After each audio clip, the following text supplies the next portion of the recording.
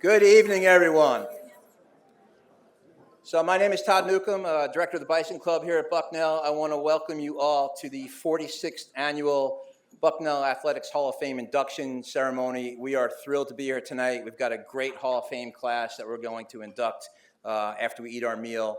I'm really looking forward to this. This is one of the events I look forward to the most here at Bucknell. This event where we get to welcome back some of our past greats, and also our senior awards dinner where we say goodbye to the seniors every year. Those two events to me are really special.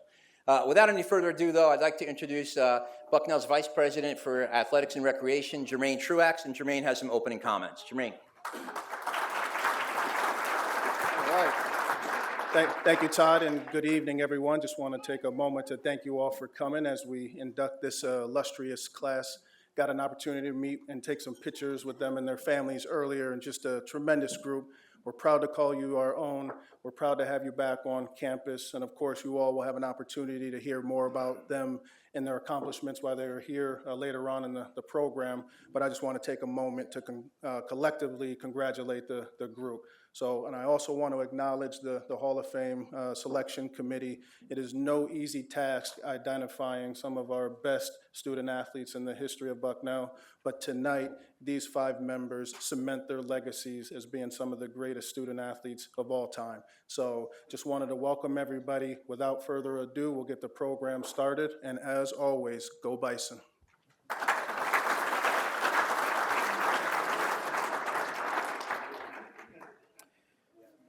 Okay, before we get to our meal, I want to introduce some of the administrative staff that's here from our athletics department.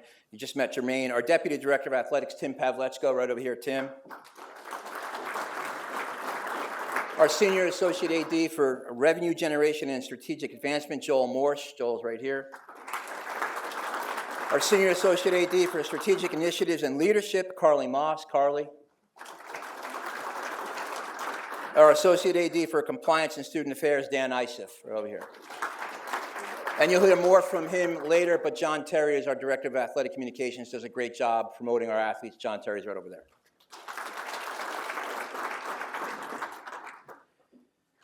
I also want to take a second to recognize some special guests that are here on behalf of tonight's inductees.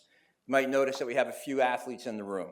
So I want to introduce them as well right now. So first of all, the head coach of our football program, Dave Cicchini, team captains Casey Stevenson, Alex Smith, Brad Jamison, and John O'Negan from the football program. Guys, please be recognized. They're here. Head coach Dave Brandt, his staff, and the entire men's soccer team.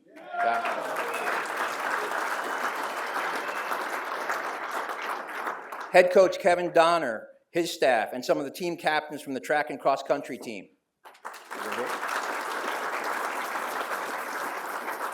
And head coach Frank Federaca, his assistant Kyle Gallagher, and the upperclassmen from the men's lacrosse program.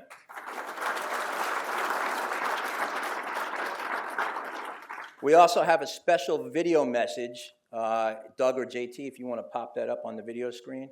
If you guys will turn your direction to the video screen back here.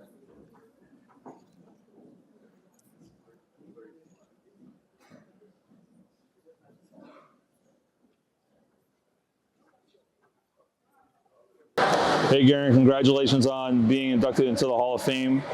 The men's water polo team couldn't be more proud of you. We are not here this weekend for your induction. We are at Harvard taking names and beating everybody. But on behalf of the team, they'd like to say, congratulations, Garen! Great Bucknell!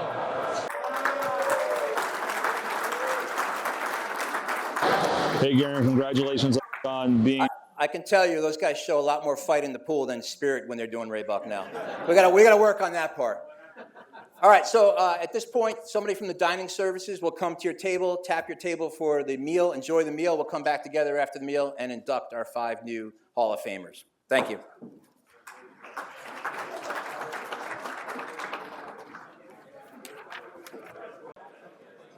Get everybody's attention. Okay, before we get to the big part of the night in inducting our new Hall of Fame class, we are really privileged tonight to have a large group of Bucknell Athletic Hall of Famers in attendance. And it's a time where I get to introduce each of them. I'm going to ask each person to stand and remain standing until I get through everybody. But we're honored to have these people back. So first, former head softball, head volleyball, head basketball coach and administrator Terry Grebe. Former head coach of the lacrosse program and longtime assistant coach for the football program, Sid Jameson. Former men's and women's head swimming and diving coach and men's and women's head water polo coach, Lynn Kaczmarek. You're supposed to remain standing. Yeah, remain standing. From the class of 1967 and the football program, Bobby Marks. From the class of 1971 and the football and baseball programs, Gene Lucarelli. From the class of 1973 and the football and track and field programs, Doug Nauman. From the class of 1975 and the football program, Mike Axe. From the class of 1975 in the soccer program, Bruce Strasberg. From the class of 1976 and the soccer program, Gary Tubman. From the class of 1979 and the field hockey, basketball, and lacrosse programs, Karen Wegener-Nicely. From the class of 1981 and the water polo program, Tony Paxton. From the class of 1981 and the water polo and swimming program, Scott Schulte. And from the class of 1986 and the water polo and swimming programs, Jeff Hilk. Please welcome back all these Bucknell Athletic Hall of Famers.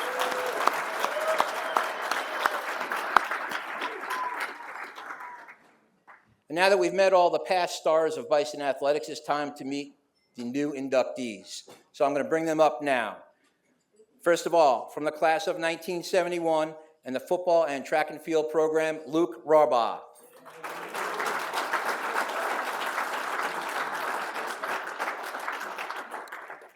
From the class of 1976 and the soccer program, Ted Peterson.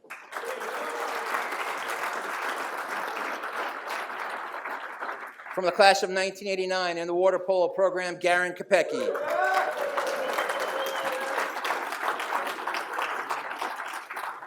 From the class of 2010 and the track and field program, Amy Mantosh-Filanowski. And from the class of 2010 and the men's lacrosse program, Austin Winter.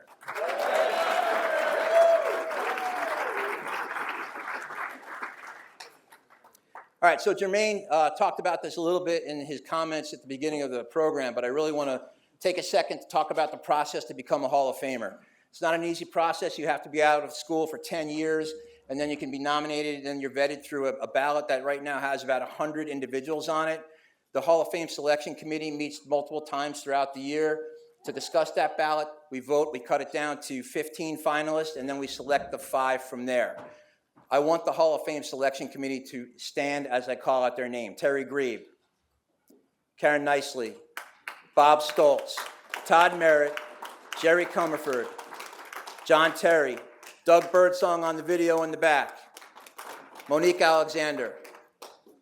These people work tirelessly. This is only the folks that are here. There are 17 on the committee, so I think they deserve a huge round of applause.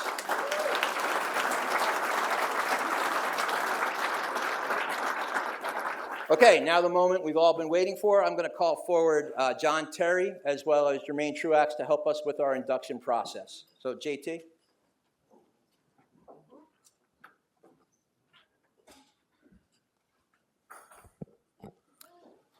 Thank you, Todd, and good evening, everyone. Life as an offensive lineman can be a thankless job. Endless hours on the blocking sleds in practice, bone-jarring contact on every play, and only hearing your name called when something went wrong. But at Bucknell, we like to celebrate the big men up front, as tonight you will become the 18th former offensive lineman to be enshrined in the Hall of Fame. Only the running backs by position group have more in the Hall of Fame.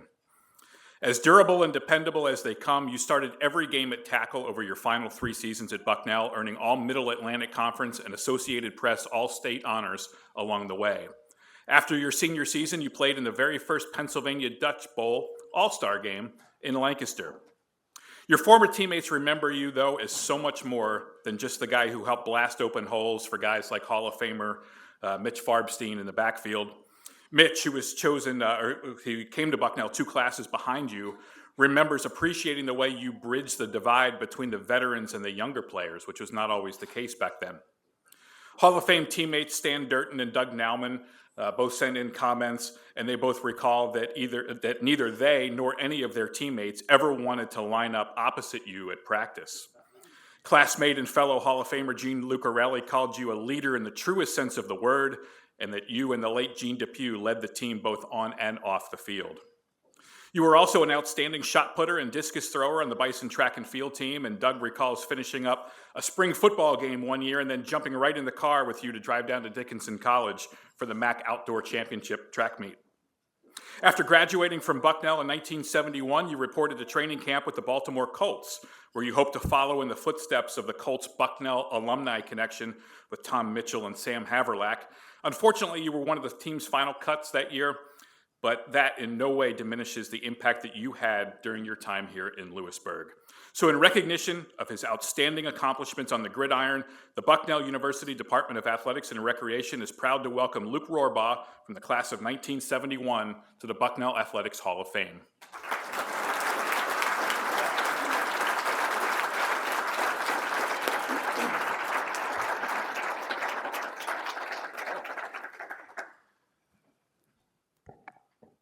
Upon recommendation of the appropriate selection committee, it is an honor to officially induct you into the Bucknell Athletics Hall of Fame. A symbol of such membership I place in your hands as an expression of Bucknell's pride in your accomplishments. Congratulations.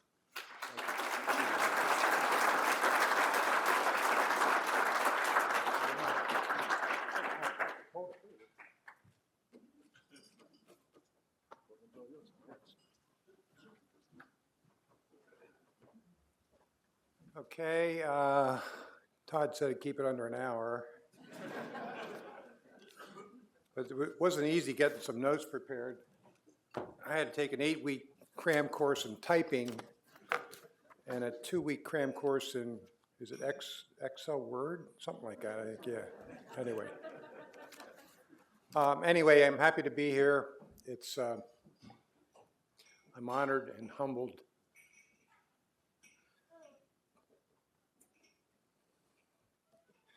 to be before you tonight. With me are my 2 amazing sons, Cooper and Carson. Cooper, Susquehanna, stand up. Susquehanna, 2013. Carson, Bucknell, 2012. Cooper's in Nashville. He's at one employer, the Grand Ole Opry. He loves music. Carson's in Denver now, and he lettered all 4 years here, class of 12. And Don Giacomelli, Bob Marks, Gene Lucarelli and his wife Linda, Doug Nauman. We had a table of 8, and then Doug was going to bring his wife, so we had a table of 10, so we had an empty seat. I tried to get someone to fill it, and finally I ended up having to call Sid. Sid says, yeah, I'll sit in, okay? I was going to introduce the staff. You met Jermaine and Pav and Joel and Todd and Terry. I don't know some of the other staff people, but those are the ones I know. Thanks to the selection committee. I know a handful of them. And at a minimum, thanks for your consideration. And in addition to that, excuse me, if you cast a vote for me, thank you for that too. I was surrounded by some great teammates. Sam Haverlack, Randy Ruger, Gene Depew, who was my roommate, and also, I think this is correct, the winningest coach ever at Bucknell, any sport, any gender, and he passed way too soon. Mitch Farbstein, Doug Nauman, Doug Marinak, Stan Durtan, Gene Lucarelli, C.B. Mansfield, Don Giacomelli, and my roommate freshman year, Tara Sonashenko. We were in the top floor of Crest. Eddie Farber was the resident assistant. I was 240, he was 230, and Eddie was about 120. And we had a big room in the middle, and we ruled. We ruled the place. I would be remiss to not cite or note or acknowledge some of the other people, many past, who are part of the Hall of Fame. Mike Axe, Ron Giordano, Clark Hinkle, Gene Hubka, Kenny Jenkins, Dick Kaufman, Ron Kinsey, Rich Lemon, Bob Marks, Mickey Melberger, Tom Mitchell, John Daly, Tom Gadd, Bob Odell, Brad Tufts, Carl Snavely, Paul Terrys, Dick Terrell, and George Young. So those are honorees from the past. I grew up in a normal family. I think it was normal. The sounds were normal. Shut the door. Where do you think you live, in a barn? Turn off the lights. We're not paying PP&L that much. And don't drink milk out of the carton.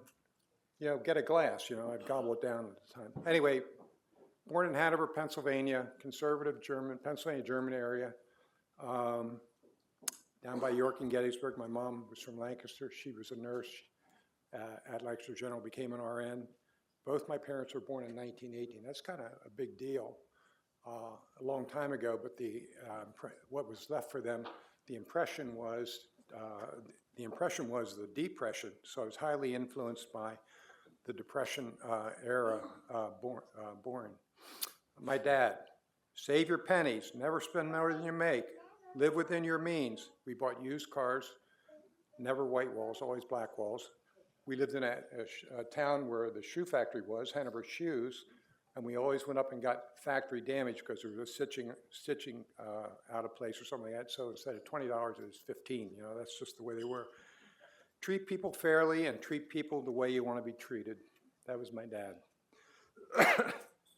Played 3 sports in college: football, basketball, and track. Small school. I was in the Boy Scouts. I was an Eagle Scout. Say Eagle Scouts, what's that? I mean, it was a big deal back then. I know of one other Eagle Scout in the room. There may be many others. But, some things you never forget. Trustworthy, loyal, helpful, friendly, courteous, kind, obedient, cheerful, thrifty, brave, clean, and reverent. The 12 laws. I played violin, believe it or not. I played violin from 3rd grade until the time I graduated. Okay, so 6'3", 235.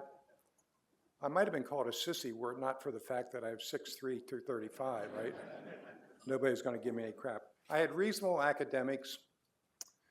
I didn't test well. I didn't test well at all. And I had very low SATs, very low SATs. Looked around in a couple schools, got recruited a little bit, and came up here for a visit. And Fitz Walling was the director of admissions. And I was very nervous.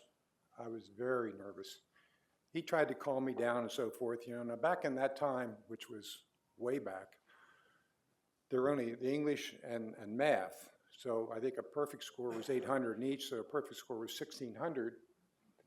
And if you sign your name, you got 400 apiece, so that's 800. Okay? Well, I got 804 combined. I was a little better in math, okay? I got 404 in math. But anyway, we had a little chat, and Fitz says, well, I'm just going to give you a quick test. The coach really wants you to get in here. We'd like to have you come, but I don't know. I'm going to give you a test. It's kind of a quick test, like a early pregnancy test or a COVID test. I don't know what it was. But anyway, I was still nervous. So he reaches into his drawer after some nice conversation that we had and pulls out a jockstrap. He says, don't worry, I just want you to put it on. If you put it on the right way, you pass, and if you don't, I'll give you another chance. So I was in. Later that night, I went down, Bobby Marks and some others took me down to the Phi Gam house, and the next thing I know, it's Sunday morning. And I got awake, I thought, where the hell am I? Where am I? Here I was tethered to the keg in the bowels of Phi Gam house. I said, I'm coming to Bucknell. Yeah, baby. Now, to the amazement of a lot of people, I get out in 4 years. And I had a stellar GPA, 2.19 rounded to 2.2. That was pretty good. With grade creep, that would probably be about a 5.0 today, the way I figure it. But I graduated with 4 majors, not 4 in 4 years. Football, fraternity, Budweiser, and business administration. So, and I got higher GPAs in those first 3 than I did in business administration. So, anyway, I was influenced by my home life, by coaches, mentors, and tutors all along the way. It has not stopped after I left Bucknell. Quick history lesson. Bucknell was founded in 1846. In 1874, 150 years ago, the Bike Athletic Company started by a guy, you may not know this, in Boston, C.F. Bennett. They made jock straps, okay? They're celebrating their 150th birthday this year. C.F. Bennett did this because they didn't have, they were cobblestones, and they needed some sort of protection, the guys stuff, And he invented the jockstrap 150 years ago. Christy Mathewson was born in 1880, and I played in an era between the double fig leaf for protection and the new Tommy Copper spandex compression odor-free shorts, okay? Yes, I played in the jockstrap area. I also played in the area between leather helmets and the new high-tech helmets, air cushion, shock absorbent, cage face mask, eye guards, radio communication. Probably get text and emails on these things these days. I have no idea. 1893 was the first inaugural leather helmet. Who did it? A cadet at Annapolis, because he wanted to have the set made before the Army-Navy game. Because a couple weeks prior, Yale and Harvard played, and 5 guys, no face masks or no helmets, ended up in the hospital. So he was trying to protect his team. High school coaches had some great coaches. I learned a lot from them, something from each one.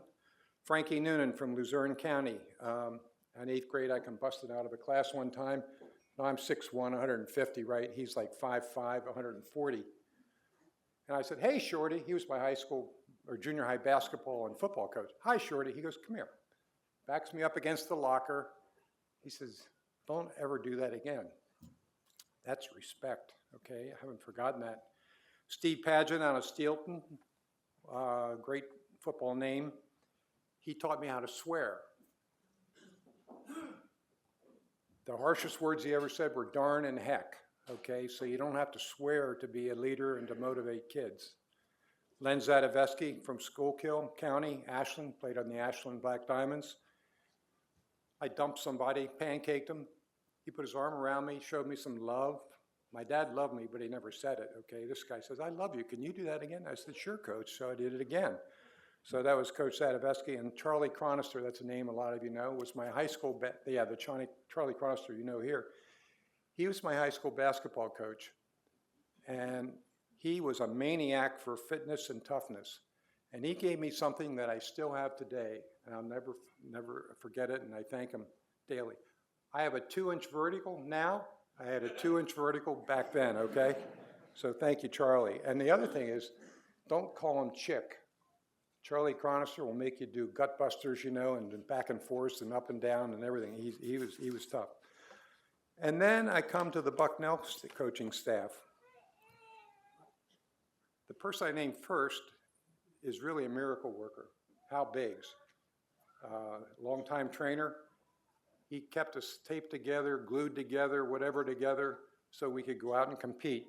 So he was not only a miracle worker, but he was a magician. And I'll tell you why. He had a magic trick. He could light up his Viceroy cigarette, okay, and tape 3 sets of ankles, and it would be a 2-inch long ash, and never lose it. I mean, he was crazy about that. And any of you know Hal Biggs, he'd just be there and he'd be doing figure eights and stuff like that. He was crazy. And then, as a freshman coach, I had the late invitee to my table, Sid Jameson. Sid's a phenomenal guy. Everybody loves him. Native American, campus leader, very gregarious and engaging. I used to like Sid, okay? But you know, what's not known about Sid, his mother had a terrible birth. He was so rough. He popped out with a lacrosse stick and cleats on, okay? But in spite of that, I decided that one fall or one spring, I didn't like spring football practice. So this is silly. Right behind Schwartz and Sigma Chi, Weiss is there now, and some other things. The weather was good, and guys and gals are rolling around the blankets out there drinking beer, and we're like 10 yards away, stumbling on this rock field over here then at the time. I know, I'm going to go out for lacrosse. I'm going to go do lacrosse because it sure has to be better than spring football. Well, Sid got me out there. What'd you do, Sid? Ran my ass? What'd you say? Is it fair to say you ran my ass? I lasted one day. I didn't get cut. I quit. It's the only time I ever quit. He was brutal. Had the good fortune of playing under Fred Prender, knew Tom Gadd, Joe Susan, and so forth. And my position coach was Bill Yeomans, who's a great, great guy, Mickey Melberger, Mickey Melberger's brother-in-law. And Bill was a genuine, sincere, wonderful maniac, okay? And he was very excitable when he taught me that football is a game of emotion, okay? But as the season got later and deeper into like November, he got crazed. His eyes would, he would go in and, well, first of all, he'd put on 2 pairs of socks because it's getting cold weather. Problem is he'd end up with 3 on one foot and 1 on the other, or 1 and 3. I mean, and then he, remember those jars of Kramer, analgesic, the orange goo? He'd reach in there and get a 3-finger dip when on a cold November day, put it in there in his mouth, and he would be yelling at the offensive lineman. He'd be frothing like crazy, you know, and spitting and, you know, and very excitable. His eyes started to bulge. So that was Coach Yeomans. God bless him. But in addition to sports, I've tried to align myself or take in a sense, a personal board of directors, coaches, mentors, and so forth. I have a family coach, so to speak. She's my ex-wife. She can't be here today. She's a wonderful mother of Carson and Cooper. I stayed with her 3 or 4 days in Denver before Carson and I went up to elk camp in Steamboat area this week. I got an elk on Monday. He got one yesterday. So that's my family coach. There's a guy named Steve Barger, who's a business coach, a mentor. I always felt that I was open to coaching, and somebody always knew more than I did about any given subject. So I tried to surround myself with those people. There's a lady named Judy Owen, who's my spiritual coach. She's a source of many perspectives, especially those that are other than my existing perspectives. So I try to culture a spirituality thing. Good friend I met on the golf course, A.J. Marabadini. He was 8 years old, 1979, living in Iran. He was holding hands with a school buddy when the Shah was overthrown. And his buddy let go, and that's the last he saw him. He got shot. His kid got shot. He never saw him again. Finally, I have a fitness coach, Chris Boyd. I go to the gym. He's an ex-Marine. I see him 8 o'clock Monday, Tuesday, Wednesday, Thursday. And when I get a little whiny, he says, "Shut up, you, fill in the blank. Give me 20, okay?" So to me, fitness is really a big deal. And all of us here have stories, no matter where we are, but where we were when is our story. The influences, the people we encountered, the experiences we've had. And it's important to find coaches, mentors, trusted people, and seek them out. A couple of last things. I had a client, Mike Wickham. He played for the University of Delaware a couple of years ago. He became president and CEO of Roadway Express, 5,000 employees, I don't know, out in Akron there. He was an Eagle Scout. And he said to his assistants, if you see some of these resumes coming through for management, he says, pull them out if they say Eagle Scout. Didn't mean they got a job, but what it did mean, they got an interview. And the same thing too, similarly, I think sports people are athletes like all of us in this room are good hires. We learn how to lose, and if you don't like losing, get better. If you win, stay humble, okay? Teamwork, no quit, be competitive, be dedicated to the mission, learn how to live, treat others the way you want to be treated, and be fair and don't cheat. Jimmy Stewart, the great actor from Indiana, Pennsylvania, in the film 1946, It's a Wonderful Life, said this. The takeaway line for me was, "No man is a failure who has friends." So I say to you all, cherish and nurture your friendships. Cooper's in Nashville. 10, 12 years ago, we were down there, and he stayed up. I didn't. I had to go to bed. He ran into Toby Keith, but Toby Keith was out golfing in 2018 with Clint Eastwood out of Pebble Beach. Well, Clint, you're going to be 88 tomorrow. What are you going to do? Well, I'm starting a new movie. Perhaps some of you have seen the movie, The Mule, right? He's just a driver along there and stuff like that. And that night, Toby Keith went home and wrote a song, "Don't Let the Old Man In." And I play that song frequently. I had T-shirts made, "Don't Let the Old Man In." I'm going to be 76. I think I'm like 40-something. But one of the key lines in there, how old would you be if you didn't know the day you were born? Forget your birth date, my birth certificate. How old would you be? So mentally, I think I'm in my 40s. Some days I think I'm in my 50s, okay? I'm 70. I've had a dozen operations, surgery. I'm going to keep on going, all orthopedic, basically. And in addition to that line, which I will never forget, how old would you be if you didn't know where you were born? The old man's knocking at my door. Think you're young, act young, take care of your body. The glass is half full, and he goes on further to say, and finally, love on your family and stay close to your friends. So I say to you in closing, be curious, be active, take care of yourself, your body, whatever that means with regard to smoking, drinking, exercise, weight, control, whatever it is. Be the best you can be and think you're young. Keep thinking you're young. Thank you.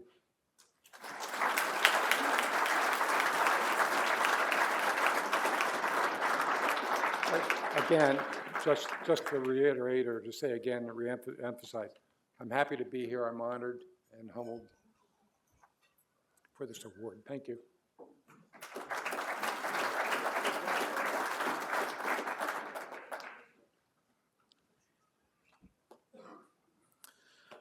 Oftentimes, one of the loneliest positions in sports can be a goalkeeper on a dominant soccer team.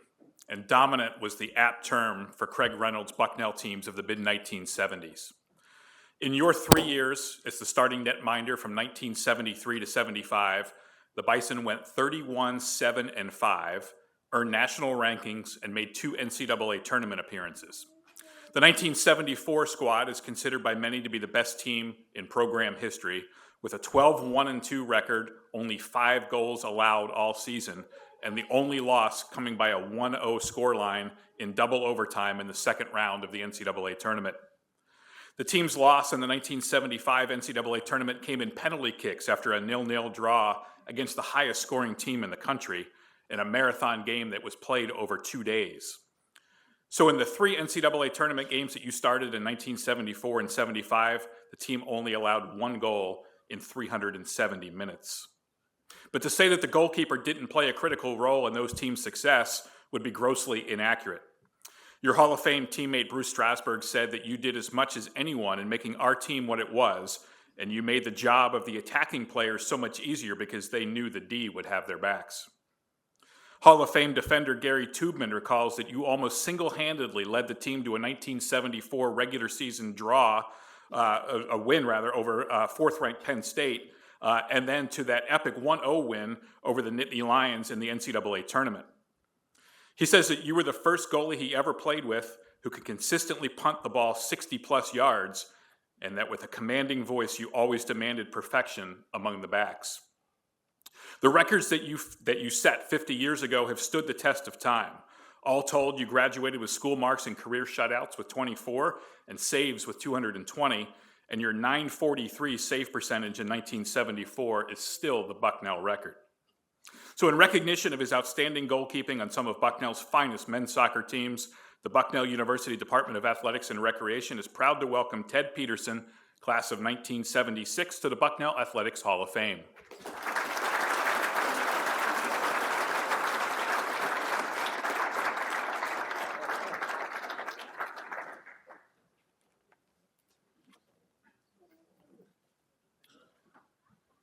Upon recommendation of the appropriate selection committee, it is an honor to officially induct you into the Bucknell Athletics Hall of Fame. A symbol of such membership I place in your hands as an expression of Bucknell's pride in your accomplishments. Congratulations. Thank you.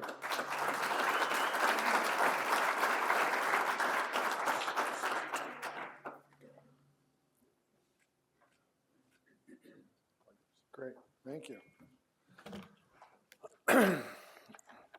Well, if I'd known that everybody was going to tout all of my accomplishments, then I wouldn't have had to struggle over this speech.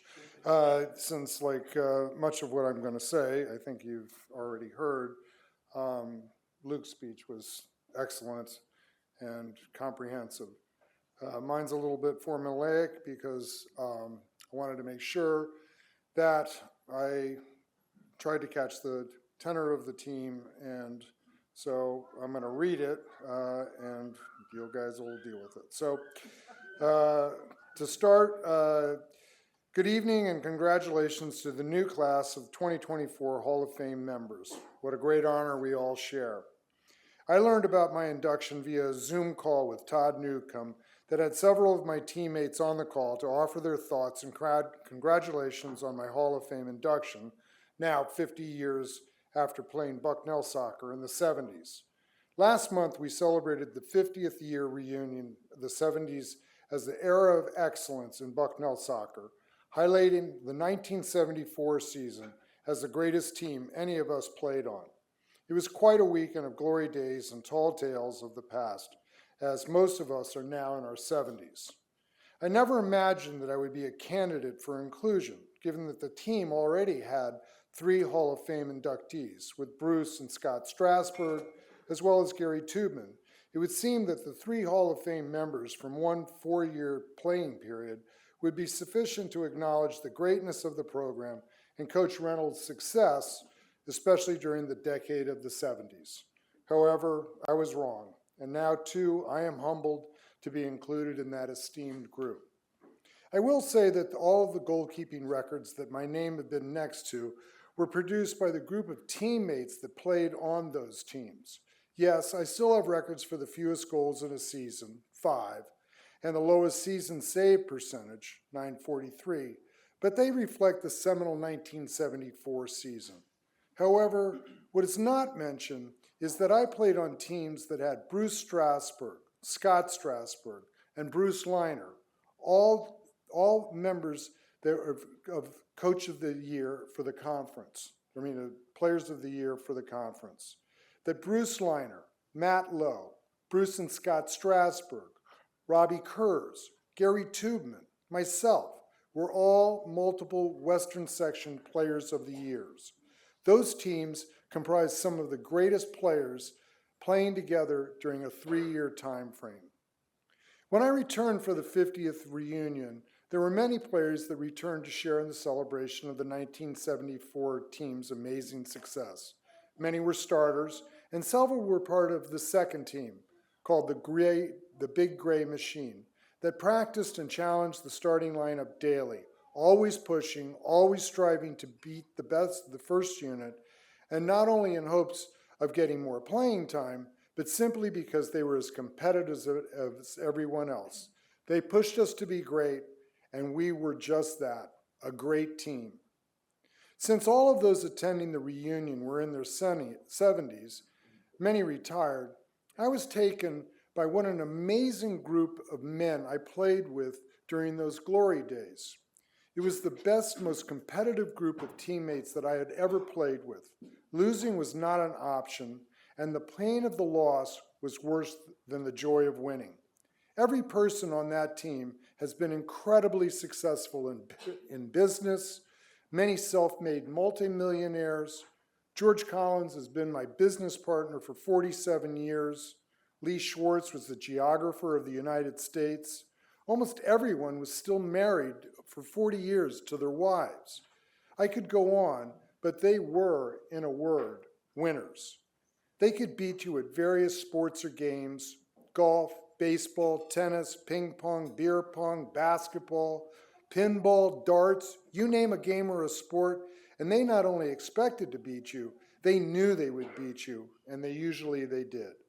That winning attitude is what I had playing in front of me when I had to manage, to direct, to lead, and ultimately, when necessary, demand excellence from each and every player, which of course they always delivered. However, as the goalkeeper, your position actually demands that you control the game, and you cannot lead that group of winners without earning their respect and confidence. I held myself accountable at the highest level, which was a shutout, and if I did allow a goal, I did not do my job as well as expected. The team knew my standards, and they protected me, covered my vulnerabilities, and saved many sure goals by their play. The mindset was that the opponent had to get through a formidable defense anchored by Bruce Liner, Lee Schwartz, Don McDonnell, who was the most skilled player on the team, may he rest in peace, and then the final hurdle was my sweeper back, the indomitable Gary Tubman. If by some chance the opponent had a chance at a goal, then I, as the goalkeeper, was in the final position to deny the possible goal. The offense had Bruce Strasberg with his ability to create a goal that was almost magical, since it never came from a run of play, and then Scott Strasberg, a future pro who played for the Cosmos and with Pele, working his speed and skill at a different level than those that tried to defend him. We didn't need many goals to win because of the defense, but when we needed multiple goals, they delivered, usually from a well-paced pass from Matt Lowe or Robbie Kurz. We were special. Items that Lee Schwartz did the research on and that seem important are: we played against a Penn State team that was one of the best in the nation, and they had All-Americans Matt and Chris Barr, who went on to win Super Bowl rings as field goal kickers. We played against Philadelphia Textile in the NC2As, which had at that time 3 first-team All-Americans, losing in the second overtime, even while playing without an injured Scott Strasberg. We played in the longest game in NCAA history against Fairleigh Dickinson, the highest-scoring team in the nation at the time, spanning over 2 days and 4 overtimes, only to lose 7-6 on penalty kicks. Should be noted that up until that game, I had stopped 7 of 10 penalty kicks in my career.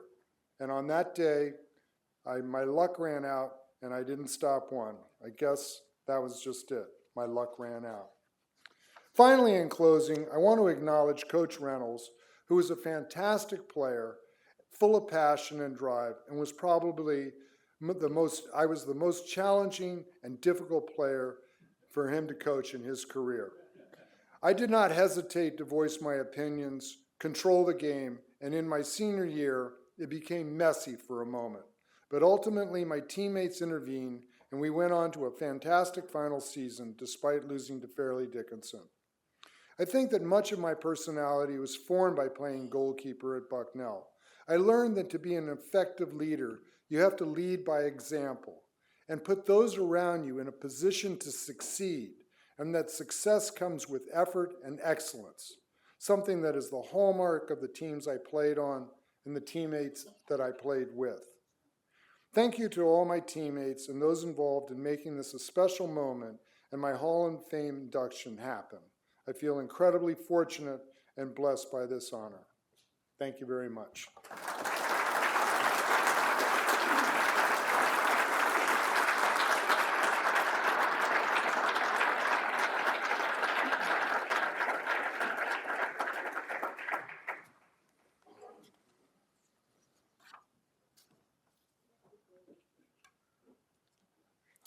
The story of your career on the Bucknell men's water polo team cannot be fully told based on statistics alone, although those stats were really quite impressive. Your 316 goals and 443 points both ranked third on Bucknell's career list at the time of your graduation.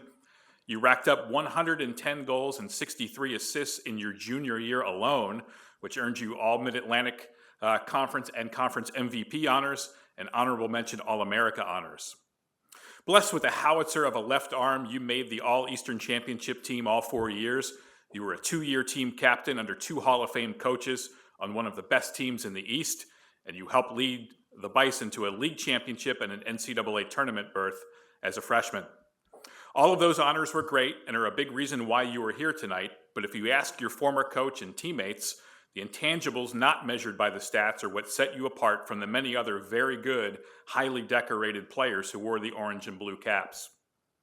Some of the adjectives that they use to describe you are quiet, humble, confident, clutch, always dependable, and the toughest guy in the pool. Your water polo IQ and your work ethic were so great, nobody wanted to let you down. Your former coach, Lynn Kaczmarek, said she lost count of how many times an opposing coach came up and asked her, "How in the world did you get this guy?" A former teammate recalls that the deciding factor in attending Bucknell is that you hosted him on his recruiting trip, and he knew right away that he wanted to play with you for the next 3 years. That toughness showed up in your preparation. Another teammate recalls how you would swim for an hour without goggles just to prep your eyes for game conditions. Others recall how you gutted out a serious knee injury during your senior year. That's a huge blow in the sport, as leg strength means everything. But you still managed to score 64 goals and repeat as an All-American without ever complaining about it.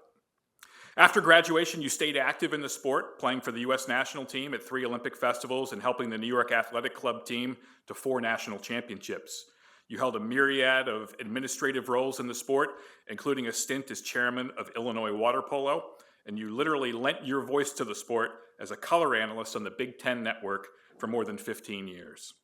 In recognition of his outstanding accomplishments at Bucknell and for his extensive work to further the sport of water polo, the Bucknell University Department of Athletics and Recreation is proud to welcome Garen Kopecky, class of 1989, to the Bucknell Athletics Hall of Fame.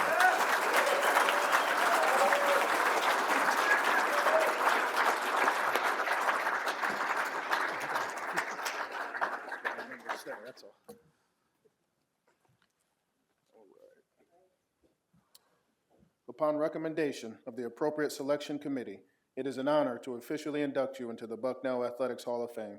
A symbol of such membership I place in your hands as an expression of Bucknell's pride in your accomplishments. Congratulations.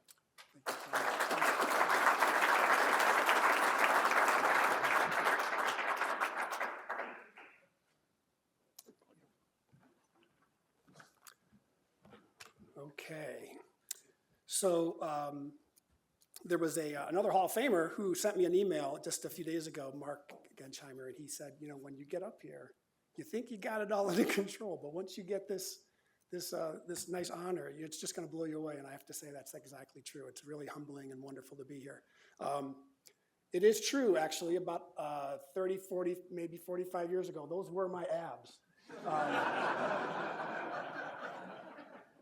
Maybe it's just an ab now, but anyway, it's really a pleasure to be here. I want to thank the Bucknell Athletic Department, the AD, everyone who had a vote in this. Todd, what a great job with that surprise Zoom that someone mentioned earlier. It really actually did catch me by surprise. It was absolutely fantastic.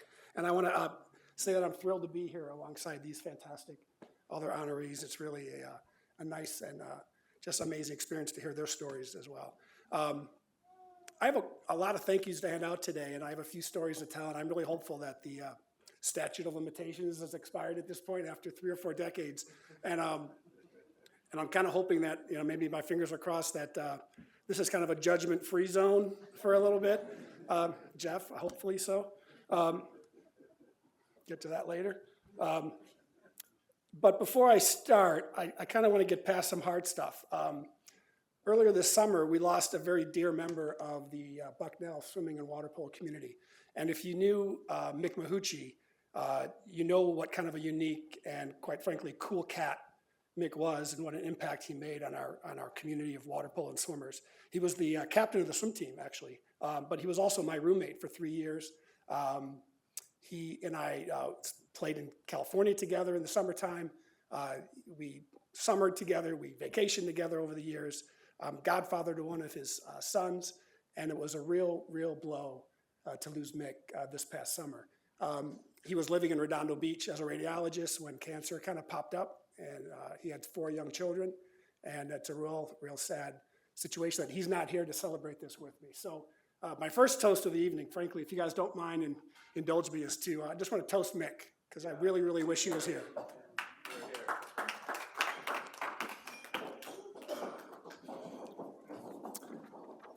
Okay, so I'm from Chicago, and a lot of folks ask me, how the heck did you find the sport of water polo? And if anybody has older brothers or sisters, you'll know that you kind of like are influenced. So my brother, after some practice, would actually set up water polo goals, using lounge chairs set up on the side of the pool, and they would just do scrimmage games. And I just kind of followed in his footsteps a little bit.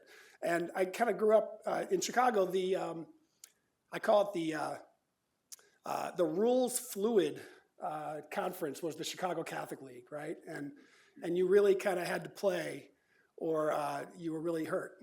So I had to learn how to play really, really quick. And Loyola Academy, where I went, was an outstanding institution to learn how to play, because our Coach Phil Stelnicki, was a legend at that time in the sport. In fact, if you had a World Book Encyclopedia back in the 70s and you opened it up to the sport of water polo, there was a picture of my high school coach, who actually at the time was coaching Fenwick, which is another Chicago Catholic League school here. But I was really lucky, and I feel so fortunate that I just happened to find a school with a legendary water polo coach running the program, and it really kind of steered me into the sport. But then in the spring of 1984, I was trying to figure out, what to do, right? Where should I go to college? And should I keep playing water polo or swimming or anything? I actually had some swimming scholarships at Ohio State, Loyola University, and I had some interest from Santa Clara and some other folks to play water polo. But then I got this in the mail, and I actually kept this. This is the 1983-84 men's swimming and water polo promotional booklet, right?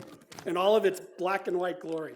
And there was a guy named Brad Tufts that, I don't know if he's here or not, but I'm sure he crafted this.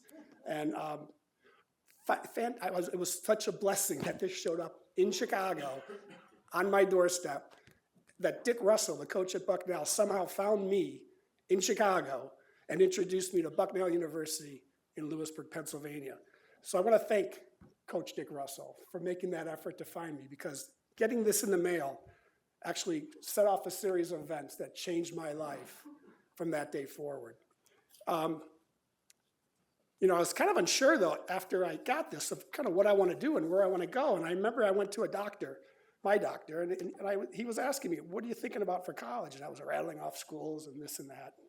And as soon as I mentioned Bucknell, he goes, stop. He goes, here's the deal, Garen. This is really not even a discussion. If you get into Bucknell, you go to Bucknell. And I was like, well, okay, that's outstanding, right? That's really timely advice, too, because I'm getting all of these pieces of information. And so I asked my dad, I said, maybe let's go on a recruiting trip. And so I get to Bucknell, and I get to the pool, and I have really high hopes, prestigious East Coast University and legendary coach, and beautiful East Coast kind of setting in Lewisburg. And I get to the pool, and it's this, if I can say, rather shitty 6-lane, 25-yard, shallow deep pool, and the balls they were playing with were kind of all worn out, and the canvas behind the goals was kind of frayed. And I was like, okay, well, it's kind of like my high school. And I didn't quite know what to think, right? So having said that, after practice, Coach Russell did what I think is the most brilliant thing ever. He goes, Jeff Hilk, who was the captain of the team at the time. He goes, take Garen out for pizza and show him around campus. And he threw Jeff about $20, $30 to cover the cost of all that. Well, this decision by Coach Russell was probably the single most brilliant thing he ever did. Jeff took the money. We went straight to the beer barn. We bought a case of Schaefer. We skipped the campus tour. We headed right to the Summers house, and we relaxed on the couch for the next 4 or 5 hours. And in the Summers house, there was a clock on the wall. It was a metal clock, and it said New York Athletic Club across the top of the clock. And Jeff goes, here's the game. Every time you open a beer, you got to take the bottle cap, and you got to flick it, just so. So it flies across the room, hits the clock goes bing. I'm like, this is freaking cool. So we just did that. That's all we did for 4 hours. And one by one, the other team, the rest of the team showed up. They started playing. Everybody's having a great time, and that was my recruiting trip. But it was brilliant. This was like advanced recruiting tactics by Jeff Hill. But who knew then that kind of evening set in motion this crazy adventure of me from Chicago choosing Bucknell and all the things that came after Bucknell. It started in the fall when we made the NCAA championships. My second choice in university was Loyola University, which at the time was ranked about 8th in the country, and it was in Chicago, so it was my logical second choice. But we beat them in the final game of the NCAA championships, and I couldn't have been a happier guy. And it was just ratifying that, I made a hell of a great decision to come to Bucknell. But also, who knew that clock on the wall that said New York Athletic Club was foreshadowing the next 10 years of my life after Bucknell, where actually Jeff and I continue to play together, winning national championships and having a hell of a lot of fun traveling the world. So cheers to Jeff. That's my second toast. Jeff, thank you very much.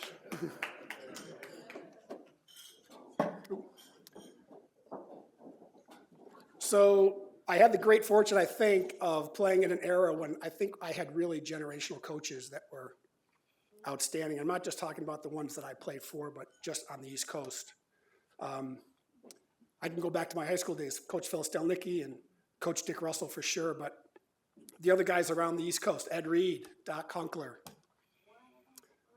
and even Mike Schofield, the Navy coach, I will put into a category like that. I also got to play in the summers for Dante Denamonte at Stanford and Ken Lindgren at Long Beach State, and I feel like I really saw and played with and for and against the best of the best. And that was really a great experience for me. But then there's Coach Lynn. So her water polo mind, first of all, as a former national team player and captain of the national team, was really, really next level, and we knew that right away. But I really soaked in Lynn's positive energy and her just amazing example of leadership and integrity, right? Just pure integrity, right? She was the first female head coach in NCAA history of a men's water polo team, and I was her captain. How freaking cool was that? And I'm going to tell you right now, it wasn't easy for Lynn, but it was such a pleasure just to be a part of that experience. Later in life, when I became a coach and when I became an administrator in water polo, it was really Lynn that gave me those examples of leadership and the tools to be successful in those roles. So thank you, Lynn. It's my third toast. Thank you, Lynn. And then it takes me really quickly to the team. So I can't even begin to describe how tight water polo teams are, but the team that we had in my 4 years at Bucknell were just truly extraordinary. We did everything together, right? We lived together. There really wasn't as strong of a fraternity system with the swimming and water polo group, but we lived and breathed together, day after day, start to finish. The dances, the evenings out, traveling the country, everything. We just really, really had a bond that was extraordinary. The stories are endless, but the bond that we had, I think, was the wild card that is why we were so successful. We kind of just had such a camaraderie and support for each other that it made such a difference in the way we played. I think it made us better than any individual one of us could have ever, done with our potential. I'm so thrilled to see all of you guys here today. I really am. It really means a lot. And I'm not at Bucknell if not for these guys. As I mentioned before, it's about the team, and I learned that on that first day, sitting in the swimmer's house. But that's the difference that made Bucknell my decision and why I think I had such an amazing experience here. So my next toast is for the team. Thank you, guys. Appreciate it very much. Okay, I want to thank, really quick, the older alumni that's at my table. They're here for a reason because they had such a positive influence on me. A number of you guys I played with and against with the New York Athletic Club, and it was just a tremendous experience for me to learn so much from each one of you guys. But if there's one guy that I can say that he made me a better player, but he showed me how to play with confidence and make a play when no play seemed possible. You know, the best guy that I've ever seen do that is sitting here. That's Scott Schulte. And I want to say thank you to Scott, because I really, really learned a lot from your style, and I probably tried to steal a couple of your moves here and there. But I've had a lot of fun learning from you over the years, and not just in water polo. And when I say things like play with confidence and create something when nothing seems possible, those are kind of life lessons too, in a lot of ways, right? And I think I learned a lot in that regard. You know, lastly, I just want to thank my family. My mom and dad, you know, really stretched their budget to send me here. And they never, ever wavered in my career, in my athletic career. So I really want to thank them. And I want to thank Ginger for being here and being part of my life and sharing these amazing moments. And my two boys, who also played water polo, they continue to light my light up every day. But I want to just close by saying Bucknell did its job for me. It challenged me in every possible way. It forced me to grow up. It provided unbelievable life experiences. But being on this team really transferred Bucknell from being kind of a foreign territory from a guy from Chicago to really being family. And Ziggy kind of said it best a couple weeks ago when he said, Bucknell is family. The water polo team is family. And I really take that to heart, because I feel the same exact way. So I'll forever be grateful for the opportunity to make any measure of contribution to this school and this water polo team. Thank you so much.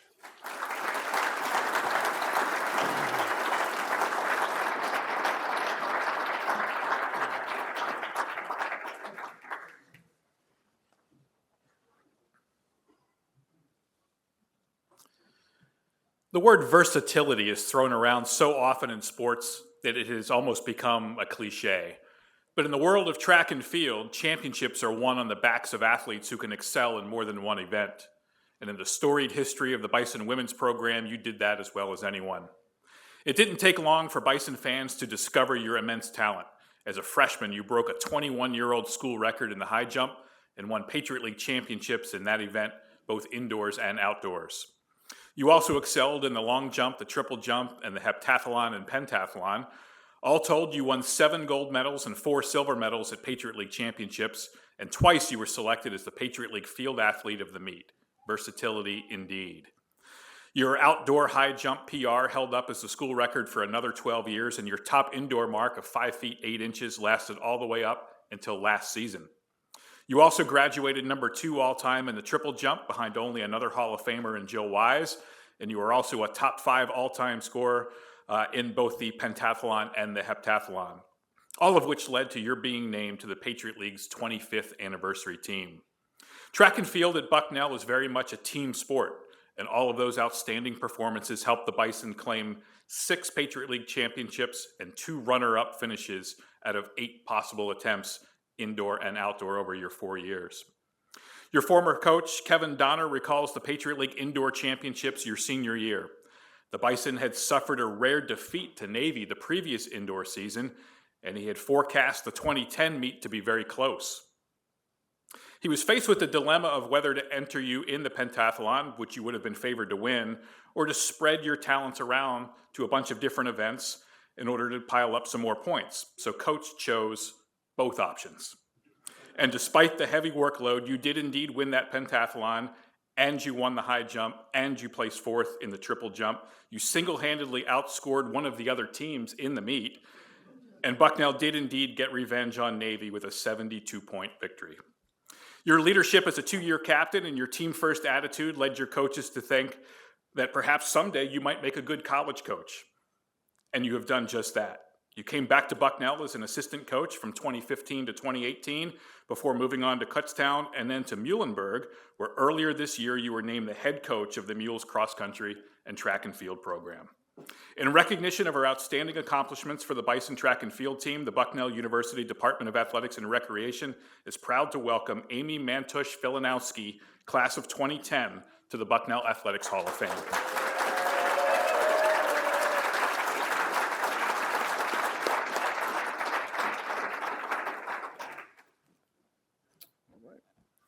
Upon recommendation of the appropriate selection committee, it is an honor to officially induct you into the Bucknell Athletics Hall of Fame.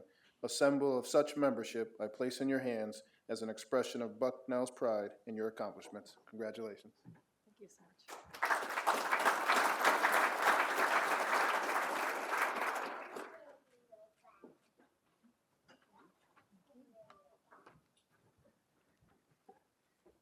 funny, I think people recall things a little differently, but that story that you told, I actually had to run the 800 at one of the open meets to prove that I was able to actually do the pentathlon, because I wasn't training for an 800 runner, and my calves were super, super sore after I did that, which was questioned if I could even actually compete in it. And I was like, no, I could do it, and thank goodness. But good evening, everyone.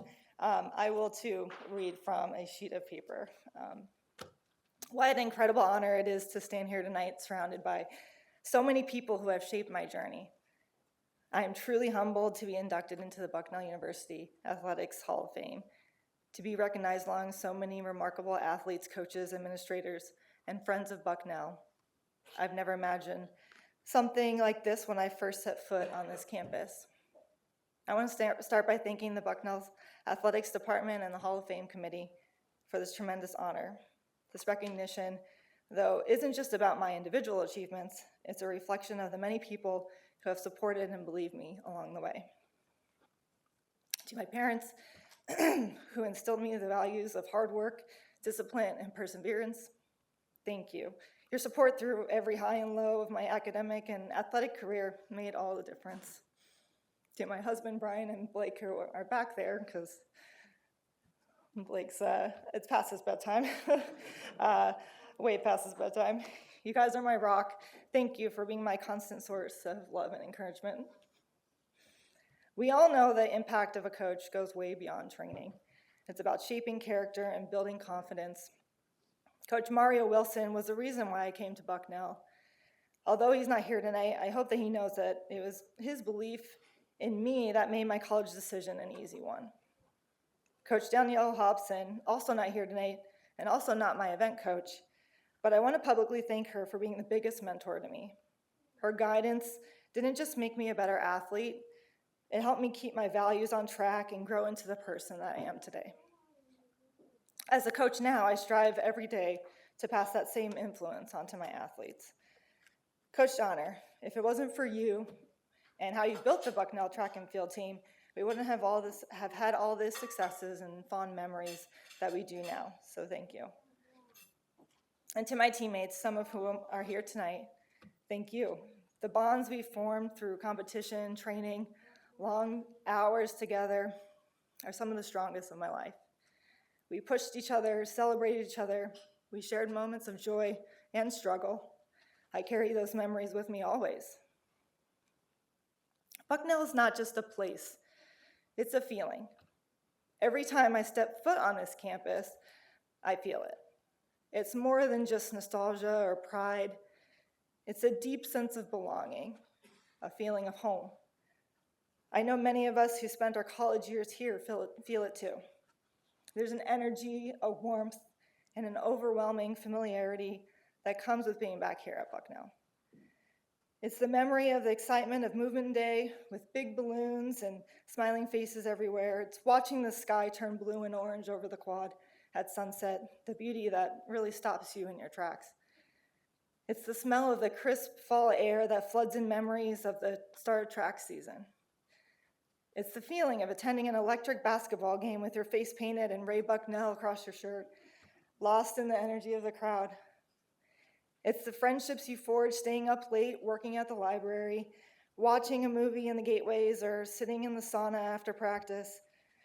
It's pulling all-nighters to finish a project or grabbing a hot meal in the caf after a long day.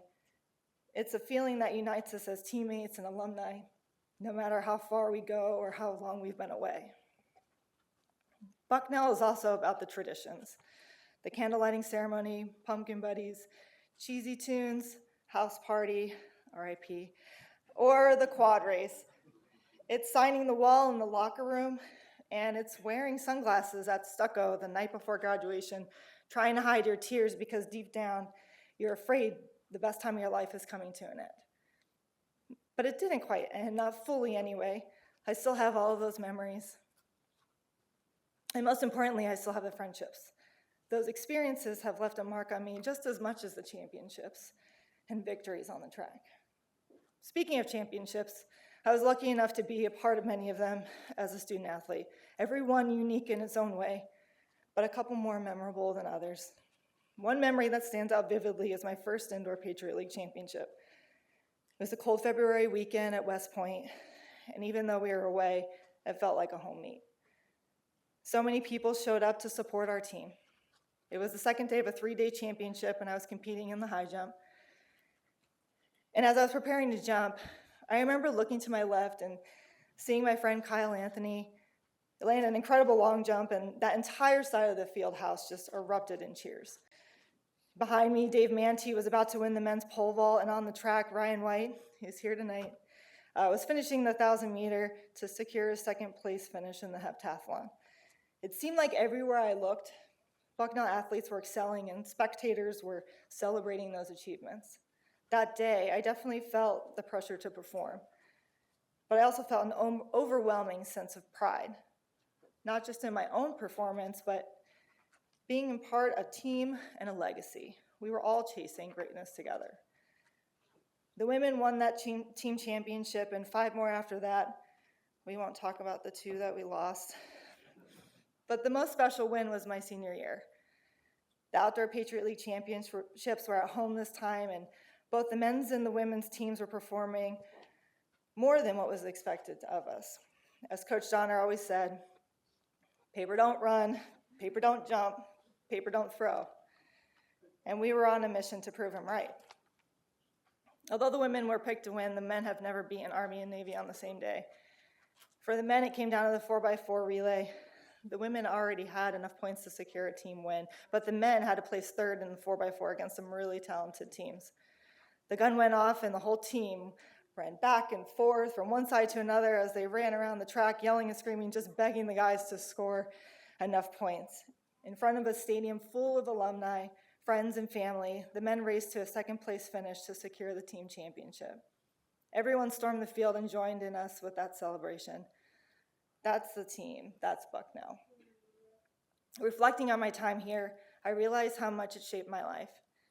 Being an athlete taught me resilience, leadership, and the importance of teamwork. But more than that, Bucknell gave me a sense of belonging and the understanding that success isn't always measured by trophies and accolades. It's measured by the friendships we make, the memories we carry, and the way we grow along the journey. Being inducted into the Hall of Fame feels like a full circle moment for me. I came to Bucknell full of ambition and uncertainty, not knowing where the journey would take me. Now, as I stand here, I feel an overwhelming gratitude for the experiences, for the relationships, and for the personal growth that Bucknell made possible.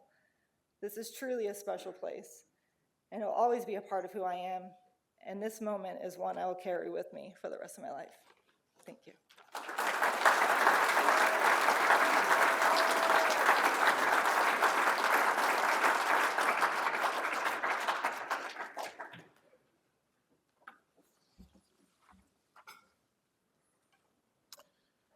When you graduated a little more than 14 years ago as one of the most decorated players in the history of the Bison men's lacrosse program, your coach Frank Federaca called you the hardest worker he has ever coached. As a team captain, you were the last player to leave practice every day, and you instilled in your teammates your passion for the sport and the burning desire to improve each and every day. You came to Bucknell as a highly touted prospect yourself, a high school All-American, in fact, but that drive and passion throughout your 4 years as a Bison led to tremendous team success and a truckload of individual honors. You earned honorable mention All-America honors 3 times. That was a first in Bucknell lacrosse history. And you became only the second player in Patriot League history to be a 4-time first-team All-League selection. Twice you were named to the watch list for the Tewarton Trophy, which is given to the National Player of the Year, and you graduated as one of the all-time assist leaders in Bucknell history. Your 117 career assists ranked 3rd at the time of your graduation, and your 194 points ranked 4th.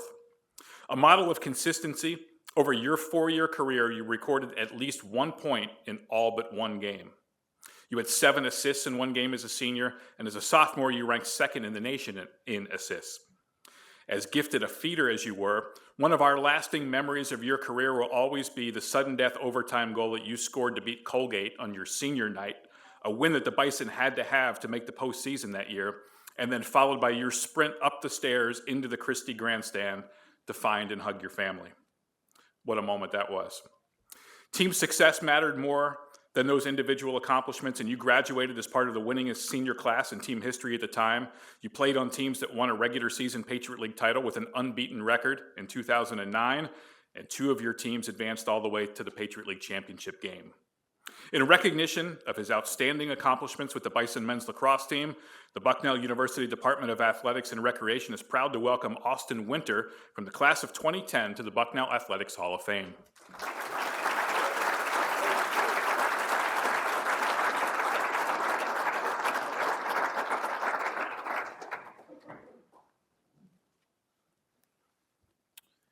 Upon recommendation of the appropriate selection committee, it is an honor to officially induct you into the Bucknell Athletics Hall of Fame.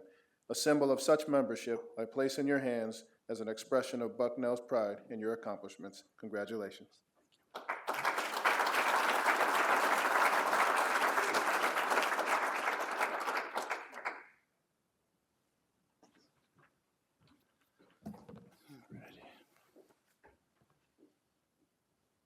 Let's get this open. Good evening, everybody. First, I'd like to thank the men's lacrosse team for being here. I know there's no place you'd rather be than on a Friday night, so I appreciate that.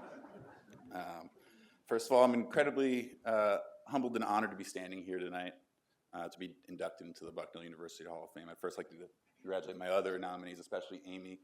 We moved into the same hall, right a few doors down, Vetter together, and now, pretty surreal moment doing this together, so pretty cool. So it's really hard to put into words really what this means for me, but I'll try. So when I first arrived at Bucknell in 2006, I had no idea how transformative those years were, not just as a lacrosse player, but as a person as well. Playing men's lacrosse, it shaped my life in ways more than I had imagined. I had deep connection. I think I had a deeper connection to the program than most people. I had 2 uncles play at go to Bucknell. My dad got his master's here and then coached with Coach Jameson for 2 years as an assistant.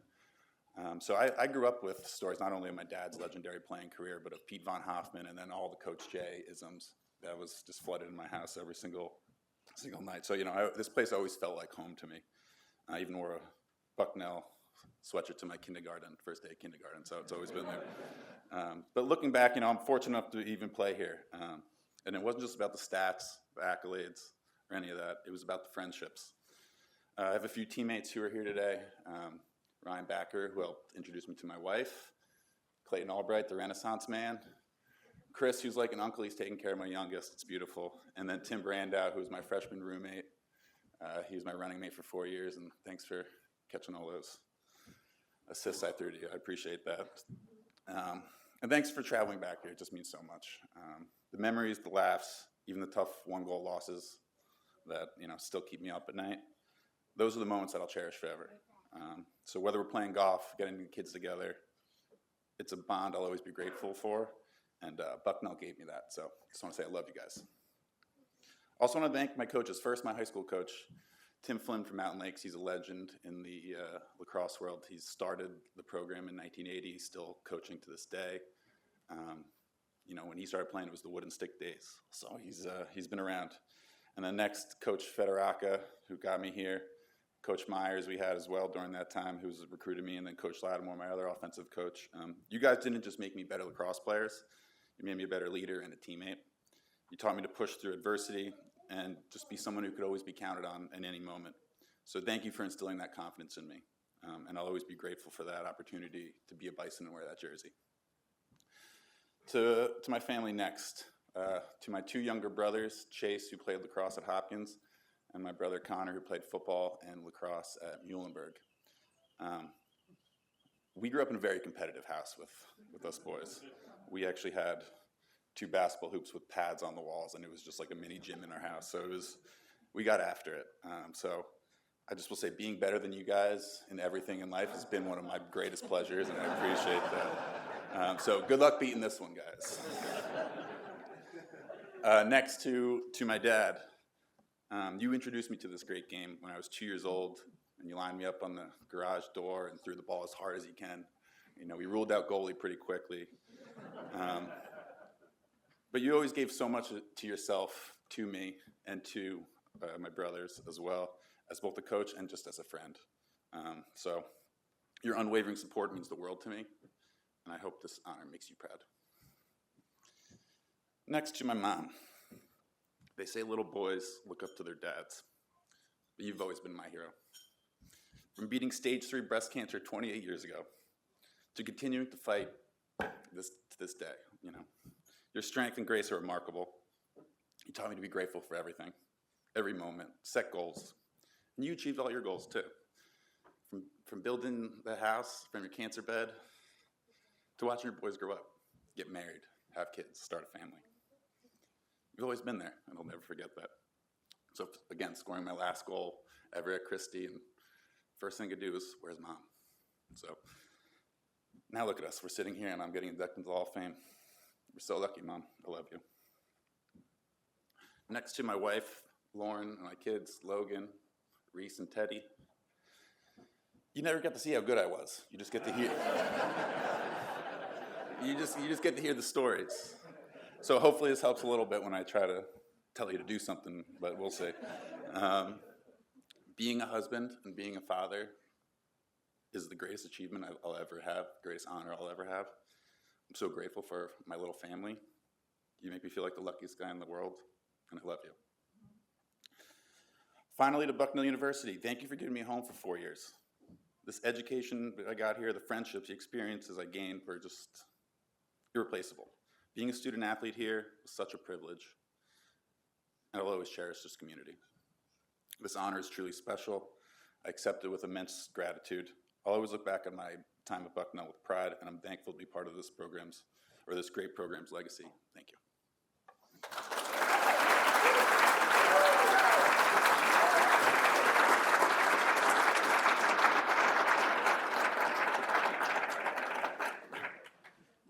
Wow. Tremendous athletes, but even better people. Your 2024 Hall of Fame class.